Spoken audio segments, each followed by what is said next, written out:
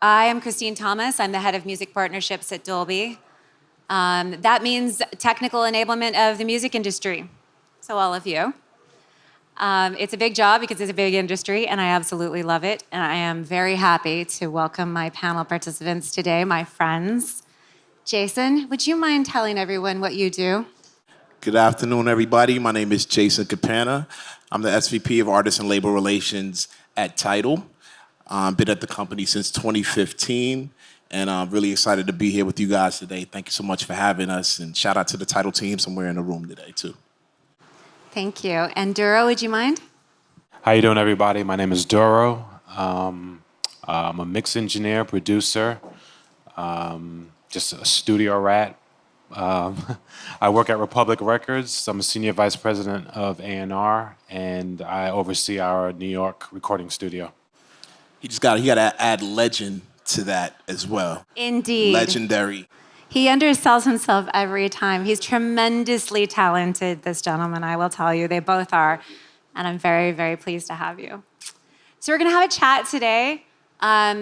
What's interesting about both Jason and DURO is they've been quite leading a charge. I'm obviously passionate about what is Dolby Atmos, and Dolby Atmos music is the love of my life after my children.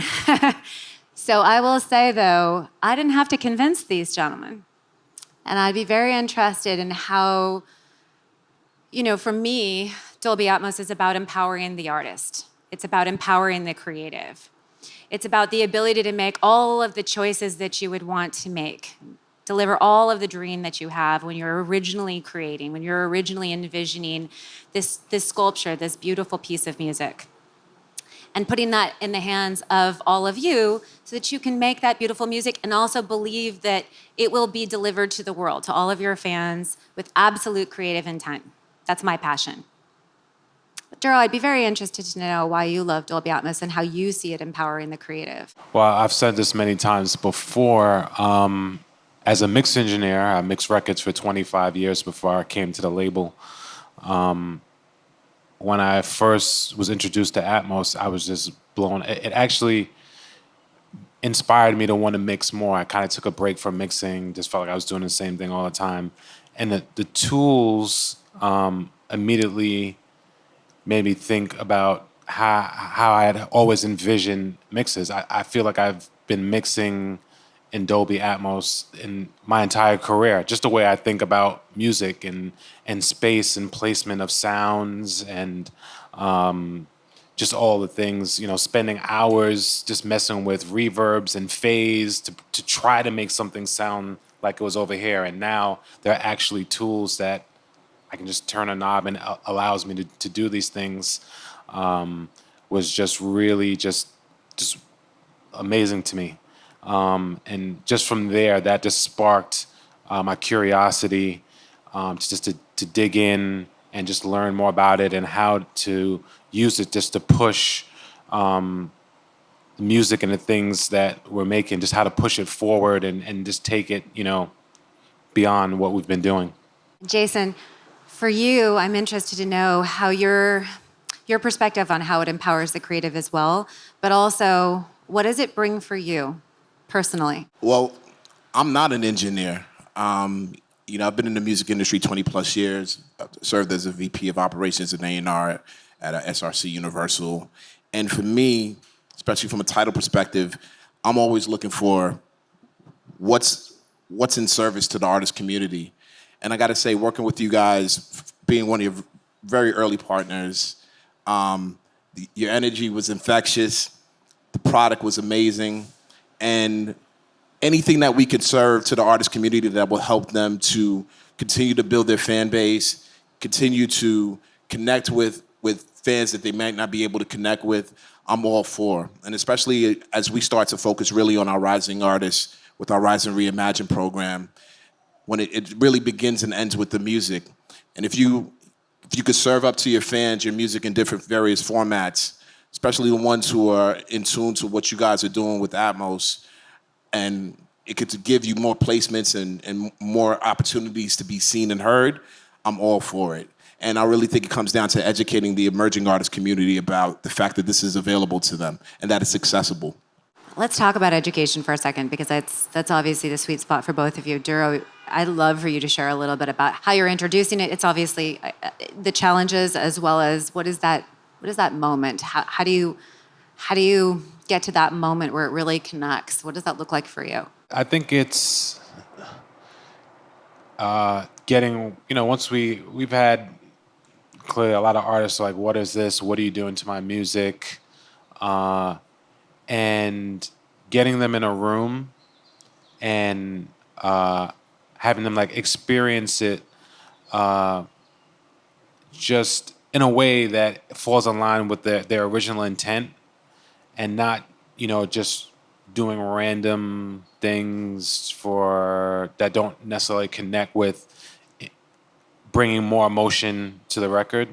I think that's for us, like my team, when we're mixing records, we're really just trying to honor the original works, and just keep that same perspective. And I think that's the biggest part of, I think, when I'm like trying to explain how to even just approach.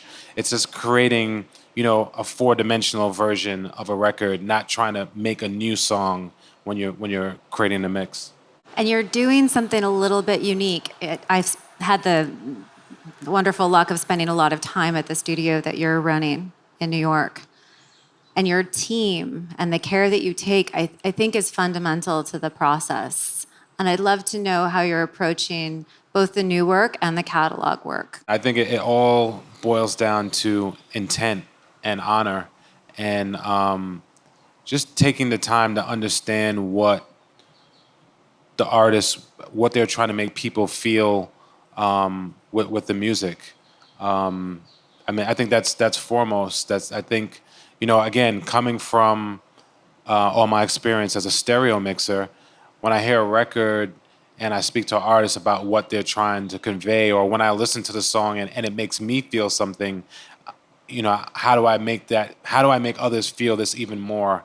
And it's the same thing across the board with Atmos. It's just, feeling. Jason, so you have a unique challenge, of course, of introducing them to Atmos, and you're not necessarily in control of the studio space. What are you doing? The conversations were pretty difficult in the beginning, right? Like it's one of those things where you're introducing a new format, but like DURO said, once they get a chance to kind of hear it and see what the intent is, I think artists open up to it.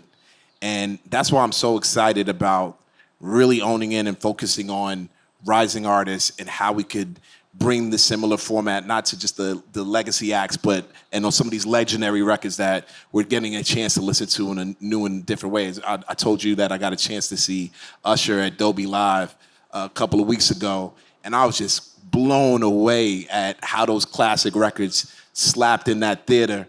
But when you think about these new artists and the way that they're bringing their creativity to the table and how Tidal's trying to amplify that through our Rising program, what I'm equally excited about is, all right, what can these songs sound like with the Dolby Atmos mix? Like, what is the potential for them to grow their fan base even further through this format? Just to add on to that, we recently just opened a second Atmos room where we're focusing on introducing artists to recording with Atmos as a first thought. And I think that, is going to be a game changer, so the intent is there from day one. This studio, first of all, this studio is absolutely phenomenal. We went there for a listening session a couple of weeks ago to hear some of the new music that they have coming out. And they're really, really leaning in on what you guys are doing. So, can you share some of the examples of the work that you've been doing in the studio? Maybe just already released. Oh wow! I mean, it's a lot. I'm bad at that. Well, we did. We just did Cuddy. We did Intergalactic recently, and we were actually finishing the stereo mixes in one room while we were doing Atmos in the other room. And some of the things that we were doing in Atmos, once they were hearing the Atmos, they went back to switch some of the stereo stuff, because not just because it was spatial, but just also the clarity in the room of having just moving things a little bit out of the center, or just creating different dynamics that you can create with Atmos, then trying to emulate it in Atmos. And it's funny too. Sometimes we do playbacks, and the way we have a room set up, we always have the stereo playing at the same time as the Atmos, so we can flip back and forth. And sometimes it's a record that you loved, and you love the stereo, and you thought this is such a great record, and then you listen to the Atmos, and you switch back to the stereo, and you feel like half the song is gone, and you're just like, it's hard to not listen to it, you know. Yeah, I feel that way about the Marvin Gaye piece. It's Oh, yeah. very, very close to my heart. Yeah. Those snaps, just, I mean. I love that you brought up creating an Atmos, because I think that's a thing that,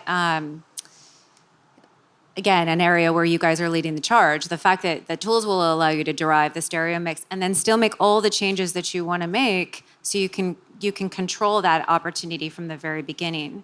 And again, ideally, this is something that benefits the creative and the artist, if you will, respectfully, from a monetary perspective as well as a creative perspective. Can you share a little bit more about Tidal Rising, the program, and how everything from how you're onboarding? I mean, what will the program entail?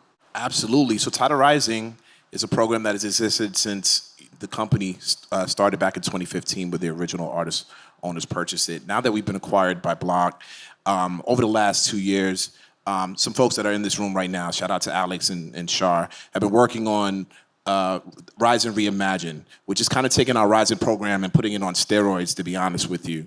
So over the next year, we're going to choose a select amount of artists, up to 300, to be honest with you. There'll be funding involved. Artists will be getting anywhere from between $500 all the way up to $50,000. And a big part of it as well is not just the playlisting, performance opportunities. Actually, as I'm speaking to you right now, Tidal has a showcase a few blocks away with Neva that we're doing, and we have some amazing rising artists that perform, like Gabe and Cheekface.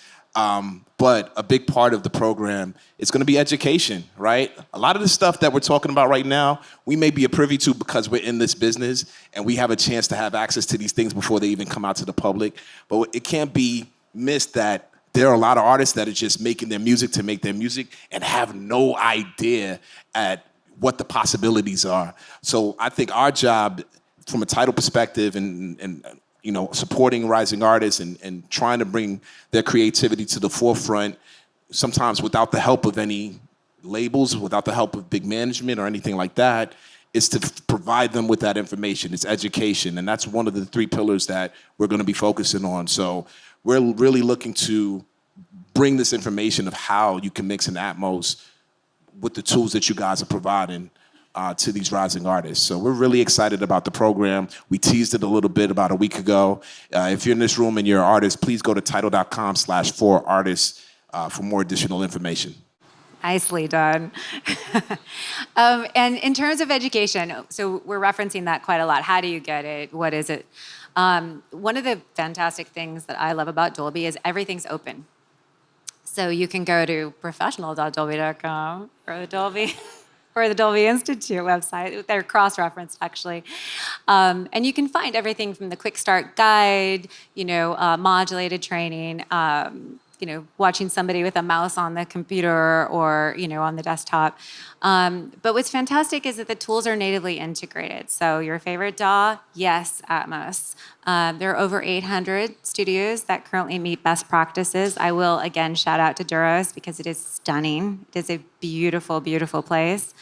But it's growing every day. It's growing all the time. We're on 12 music services, etc. We're in cars. We're in desktops, as I mentioned, on tablets, on mobile devices, in homes, on smart speakers. It's stunning, so you can have the experience. But I think, DURO, one of the critical pieces, and you're deeply engaged with us on this, is translation across those experiences. Can you talk a little bit about that? We mix them in rooms, right, in our headphones, and that's our first, we mix to optimally for it to be in a room. But then we spend a lot of time with binaural settings on we don't just use any particular stock setting, and we try a bunch of different stuff and mess around, and we've been doing it for months, just trying to figure out to get the best translation and headphones. And again, it's a lot of trial and error, a lot of taking notes, YouTube video, like just anywhere we can get information, from the Dolby team, and just really leaning in and just figuring out what works. But we definitely spend a lot of time just trying different things. Yeah, I think that's fair. And I know you personally have been involved in also validating, again, not only the translation between the studio and the headphone, but what happens then from the car, to your point. If you're mixing on the headphone, how do you ensure that that same experience or the comparable experience, there is a matter of physics, Yeah. right? So what's happening in the car for you? I like the car. Again, it's different. Like, like every room is different. Every space is different. We have our 2 rooms. One room's a little bit smaller than the other, which to me feels a little bit more like a car. And in the car, I've heard several different iterations, some better than others, and I think it's just going to keep growing and going until maybe one day it does sound like a room. I think this is the most exciting thing, right? Is now we can actually experience it and we can experiment with it as well, right? Jason, are you seeing? Yes. I just gotta shout you. I remember like when we first partnered up, we were like one of maybe 2 other platforms that it was available on, and we just did this tour with Christine before we came up here, and the amount of products that you guys are integrated into now in such a short amount of time I'm still blown away by it, and it continues to grow, and the more that the fans from a music perspective can access it, the better it is for the artist community. The better it is when it comes to economic empowerment for the artist community, which is our mission. So yeah, hats off to you guys. Thank you. But say more about that, because you were giving me a message earlier about how people need to think, how artists need to think about the global opportunity for their art. I meet with a lot of artists on a daily and weekly basis. Prior to the pandemic, it used to be in person. There's a lot of Zoom meetings happening nowadays. Shout out to my guy, Nick Coyne. He's probably not here right now. He's probably at the NEVA showcase. But, one of the things that I'll always speak to when I speak to a new artist is like, make sure your music is everywhere. Make sure your music is accessible wherever a new potential fan can be. And now within platforms like ours, like Tidal, it's not just about having your music in Tidal, it's also making sure it's accessible in every format that Tidal is able to provide. So that is a natural way to be able to just build and grow and tap into maybe a fan base that you didn't even know that you had.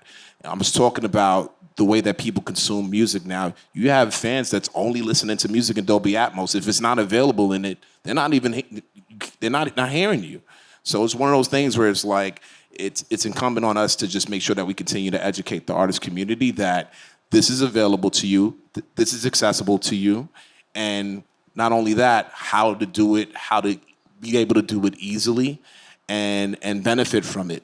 DURO, you're living that in the beginning, right? From the very beginning when you're exposing them, whether it's decision making in the classical composition or whether it's decision making in terms of the format. I'm interested. I mean, how are you introducing them to the empowerment opportunity for their art? I know we talked about it a little bit earlier, but I think there's something mechanical that you guys are doing as well around how they can create. Yeah, and that's what I was mentioning before about just, that second room that we put together so that they could start thinking about, artists tend to get like, if you work with artists, they have demo-itis and they get stuck with the rough mix and that's all they want to hear. Like my goal is to make sure that the rough mix that they get stuck listening to is an Atmos version.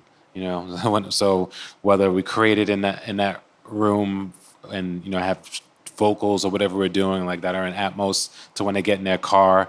And again, just going back, just in general, just from the first time I heard Atmos. Why I'm so passionate about it is, I've always been someone that's like, I like to do what's new. I like to focus on what's next. I'm already thinking about, I have an artist that I just signed that I'm already envisioning what their third album is going to sound like how they're going to develop and how we're going to get there. And, Atmos I really think that we're in a space where, like, you know, when things were just mono, and then, you know, then there was stereo, and some people were like, "What's this stereo thing? This is weird." You know, like there were people that didn't like stereo, you know, and we have an opportunity to be a part of like the next iteration of how we listen to music. So I'm super passionate about it because I honestly I feel privileged to be, you know, just to be here and be at the forefront and being one of the people who are, you know, setting the bar of what creatives can do with it and what it should sound like. Because, you know, again, if some people, I'm like, again, I speak to lots of artists, Atmos, da da da, da. You know, and an analogy I give them all the time is, you know, producers here, you know, the years, I'm not even sure what year it came out, but there's a drum machine, the SB1200, right? And it was created, and they used to take analog drum sounds and put it in it, and you could program it, and it only had like a 1.5 second of sampling time on each pad. Super basic.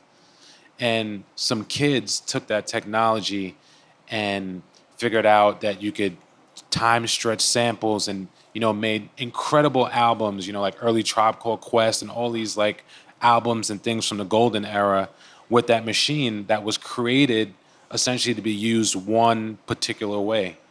And when I look at the technology that Dolby has created with Atmos, you know, in the beginning it was being used, and it still is a little bit like one particular way, but us as creatives can really take it and make it our own and really bend it and shape it into something that's gonna, you know, change music, you know, for years to come. And one of the things that's really cool too about DURO's team and many teams around the world is that you have helped us directly develop the tools, literally provide feedback. The button needs to be on the left, it needs to be green, it needs to, the sound of the room needs to be a little bit different, etc.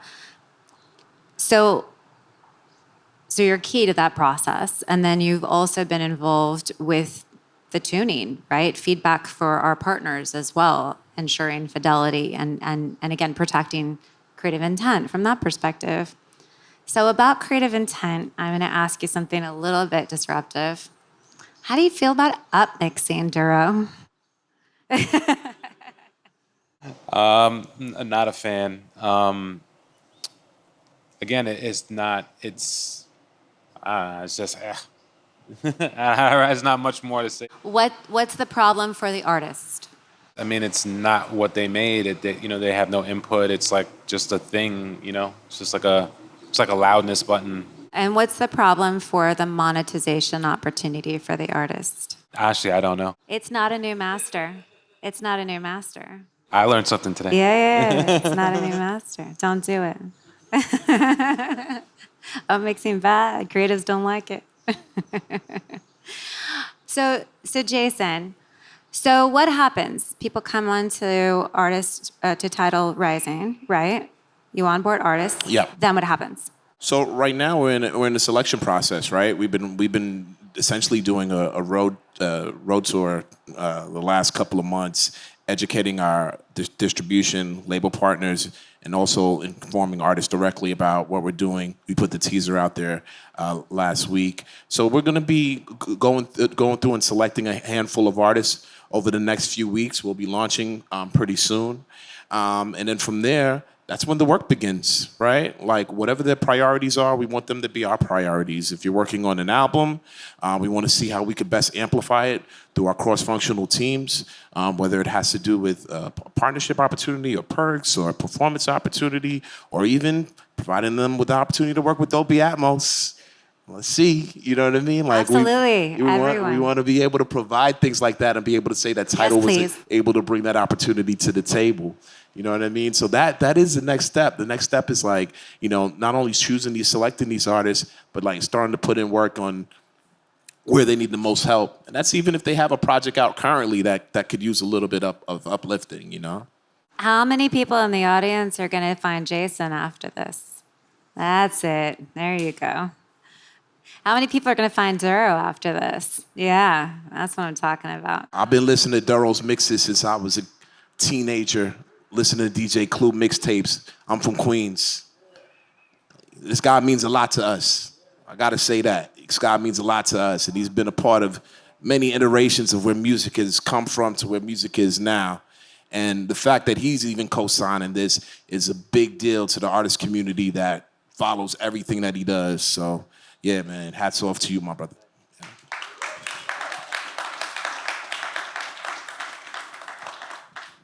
I would agree. And what's really wonderful about DURO is that his integrity as a creative helps to hold me accountable, all of us accountable as well. So it's it's pretty paramount that you're here. I'm betting we have a few questions in the audience. Hi, I'm Ella Rosa. Hi. I just wanted to ask if Atmos is something that labels look for. As an independent artist, I'm always looking how to get more, in front of labels. And I'm wondering if that's kind of like a make or break, I guess. I don't think it's a make or break. But I mean, if an artist came to me and was like, oh, like I've been doing Atmos mixes, it would pique my interest in a way that like just they know what's going on. They're, I wouldn't say more creative, but they're just thinking, just where their head is at. Yeah, I was going to say, I don't think it's make or break, but it definitely shows that you're in tune where technology is heading, and it definitely, might pique the interest of an A&R that simply is just browsing through some Atmos mixes on Tidal and, looking for the next big artist, so you never know. Hey, I'm Kevin. I'm a producer, songwriter, and engineer. And I'm wondering, I work mostly in the Latin industry. And I mean, I love everything that's going on with reggaeton and everything we're doing, but I feel like it went very to the minimalist side. And I'm wondering if you guys think the introduction of this technology and, keep pushing Atmos mixes and everything is gonna somehow change the industry going back to more developed stuff, more... Because once you hear maybe a reggaeton mix in Atmos, sometimes you just have, it's very naked compared to a full production of, many things, a lot of percussion and stuff. What would you think about that? I wouldn't change the direction of my production for Atmos. I think that sometimes we have records that we're working on. Some records are going to be more immersive than others. It's just, just like some records are more busy and dense musically than others. It's stylistic. I think it starts with that, with the creatives and how they, not the other way around. I don't think the technology should drive the creation. If I can just jump in on this for a second too. So there's been some tremendous work with Latin music, and the last year in particular has just been absolutely stunning. I mean, as has the advent of Latin music, right? Significant growth in the last year. So we work very closely with a number of studios and creatives who are working in this space. And it's important to remember, just like the difference in physics between a headphone and a car, it's important to remember that there's a massive difference in the fingerprint of a mixer and in the fingerprint of a producer, the decisions that are made. So Atmos is adopted across genres: classical, jazz, country, pop, hip hop, yes, and certainly significantly in Latin music. But there's a decision-making process. There's an assets decision-making process, right? There's a fingerprint. And then I would say, too, there's taste-making.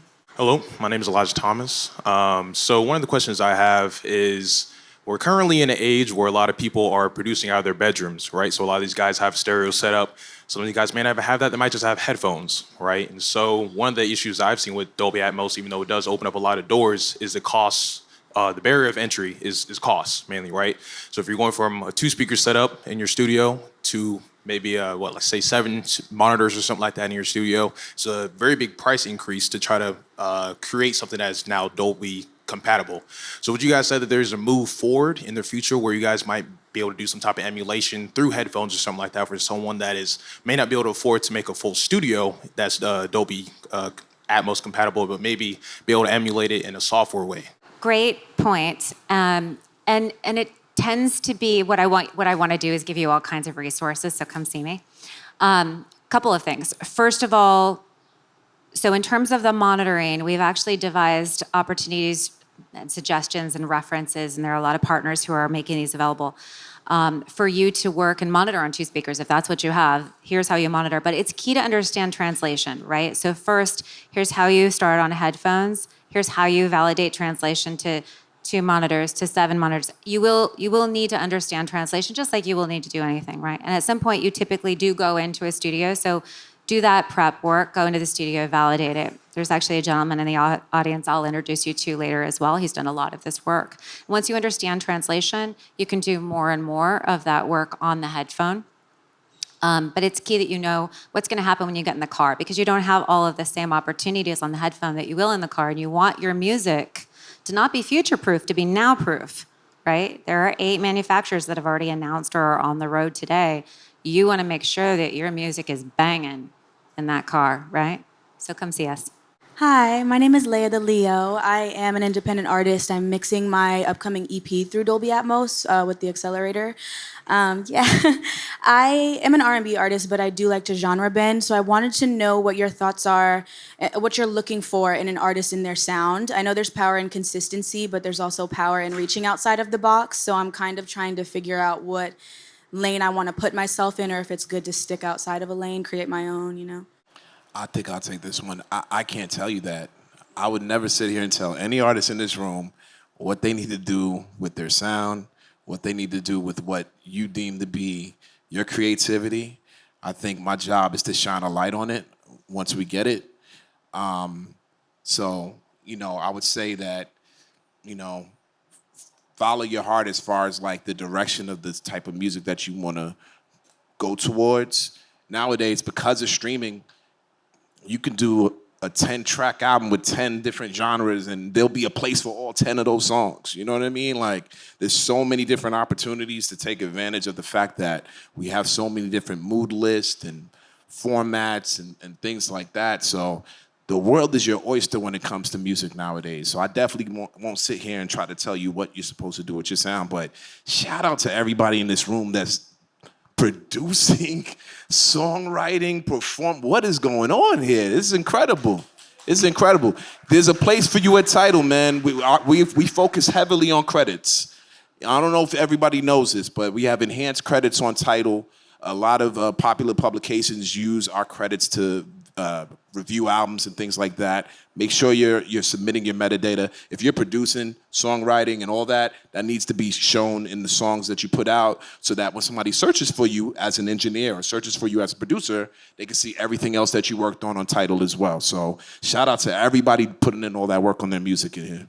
I want to add on being out of the box, or if that's who you are, is what you should do. See, a lot of times people try to be different for being different's sake, and but you have to be authentic to yourself. And if you look at, I say this all the time because I always hear, people say, "Oh, music is trash." Da da da. This is, there's lots, but there's a lot of stuff you got to dig through to find, things that you think are great. But if you look in the top 5 artists in any genre of music, they sound like what we expect those genres to sound like, in a sense of great production, great vocals and delivery of what they're doing. There's something unique about them. They don't sound like everyone else. Everyone is then trying to sound like them, so, but those roads are, a lot harder to travel. So it takes more work to get there. But I think if you put in the work and you believe in yourself and you put the team together and you do, again, it's more work, but the payoff is more significant. My question is, I work with mostly independent artists who probably haven't thought about getting their music mixed in Atmos before. And I'm right now wondering how to start telling these artists that are independent, aren't working with a label, that this is something they want to be doing. They want to be working with me to make Atmos mixes. And I'm just not sure how to communicate to them that that's going to be a good idea moving forward. For me, and I've convinced a lot of artists who were completely anti, you put them in a room with a good mix, and you can talk all day to them, but you have to put people in a room, and when you put them in a room, it changes everything. and I'll give you my perspective. I think it comes down to real estate, right? If you're working with artists that have Dolby Atmos mixes compared to the artists that you work with that do not, the artists that do have that much more opportunity to be seen and heard within the platform. We have Dolby Atmos playlists. It's broken down by genre, broken down by moods, and it runs parallel with the stereo playlist that we have as well. So it's that much more opportunities to be seen and heard when you have that additional mix. So it really comes down to real estate when it comes to streaming. And one other thing, don't play them their music. He's absolutely right. So I will say, I've probably done this more than anybody in the world. Do not play them a piece of art that they spent time painting first. Yeah? Play them somebody they will respect, right? Something you trust. Yeah? You know what moves them. You know them, right? You just worked with them. You just painted for them. How's it going? Guitarist that got a job in XR. Obviously, spatial audio is a huge field, and I've spent time with immersive people that make immersive experiences using spatial audio and artists that mix in spatial audio. And do you find when you introduce an artist that's more musical to this kind of technology, do they start to branch into more immersive experiences? Do you guys support that as a platform? I'm just curious where the line is drawn between what we would consider XR and just a listening experience in spatial. And what do you think? I think we're still a little early. But I have one artist I work with in particular, Young Gravy. I actually thought that he was going to want to keep things pretty tight, like, not too far from the stereo, maybe a little. And he just, every time we do something, it's like he's just pushing it further and further. And I'm like, wow, okay.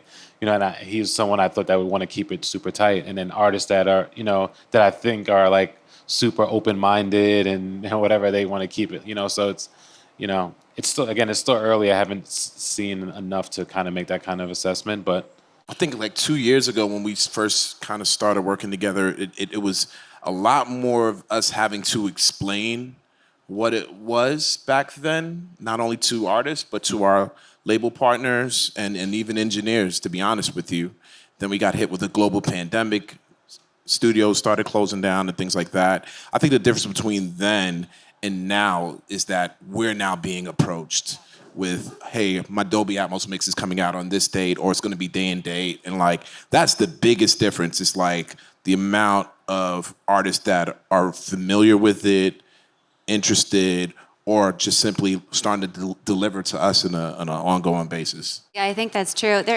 We did a talk yesterday about the crossover between music and gaming, but really, talking about how musicians are technologists, Lego builders, dream makers, painters, sculptors, right? So many of you are gamers, are building virtual worlds, etc. There's quite a lot of crossover. The numbers are stunning. How you guys doing? My name is Ashoka. I'm an artist and songwriter, also mixing my upcoming single in Dolby Atmos here at the Dolby Accelerator program. My question is to you, DURO. I'm out of curiosity about your workflow. I find it interesting that you're of course SVP of A&R, but your background is in engineering and mixing. So kind of how do you really how does that background give you that upper hand as an A&R, and how do you kind of intertwine the two? How do you bring that background to your sessions when you're A&R and the artists you're working with? I think it actually affords me to have a different type of conversation with artists. Just from my experience, we speak the same language. I have experience and success doing things that the artists are trying to accomplish. It's just about perspective, and again, for me, it's just sharing my experiences and pointing them in the right direction, and it's really just exchange of information. My name is Janisha. I'm CEO of Encore Music Tech Solutions, a consultancy agency for music companies. I'm curious what Dolby's feelings are towards using AI to build presets for mixing environments, and how useful would that be for someone that is a mix engineer? Are you moving away from AI to create those environments? What are your thoughts? I love this question. Thank you. And my thought is actually that that's up to you. I mean, it could be interesting. I'm always open to try something, something new and experiment if it pushes the art forward. We do use AI, not in that sense. We use AI a lot to do source separation. When we only have a stereo mix, we don't have stems or multi-tracks for some of these older records. So we use AI to kind of rip the records apart and to try to create something immersive. Can you say more about this? It's a hot topic these days, right? And you're being quite precious about it, actually. Yeah. But I love this, and it is important to me, by the way. I'm not punting without thought. But I want you to say more about this because you're doing something unique. We use RX to rip a song as best as we can.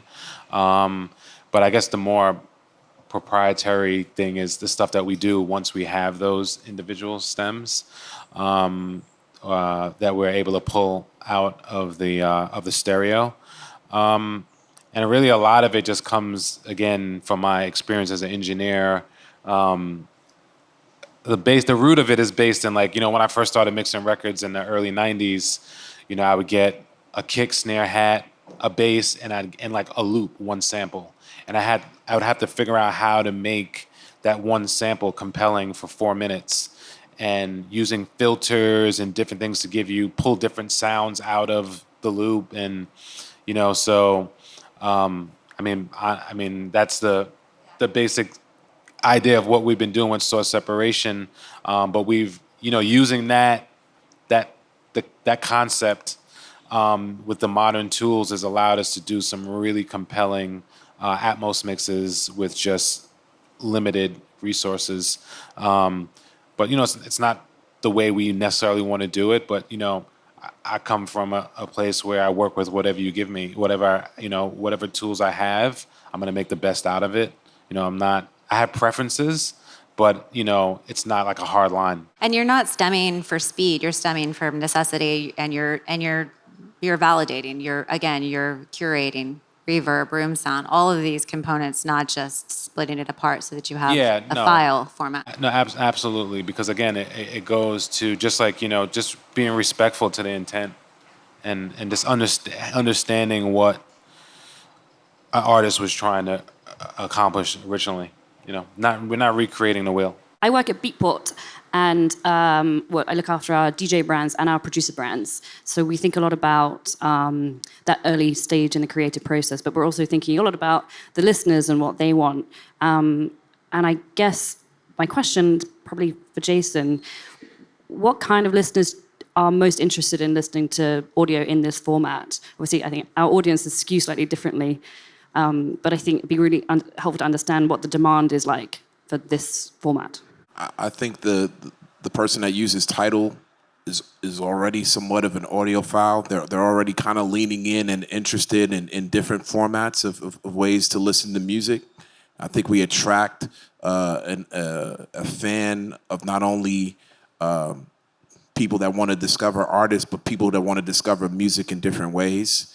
So I think that's kind of unique to us already, that we already have customers on the platform that are looking for something different, and we've really embraced the DJ community over the last few years as well. Some of you might know we're in Serato and DJ and things like that. That's where I see the synergy between what we're doing and what the fans that are on Beatport as well. Like, I think our fans are just kind of like, they're actively looking for something different. They're actively looking to learn more about the artists that we're working with as well. And that's why, Rising Reimagined, Tidal Rising is so important to us, because it's an opportunity for us to kind of give people a little bit of a deeper dive into the artist community that artists you may know about or you may not know about, discover a little bit more. And if there's also a simultaneous opportunity to hear them in a different format, we want to provide it for them. All right, so we're happy to take more questions offline. Thank you very, very much to my friends and panel partners. Thanks so much for having us. Thank you guys for coming.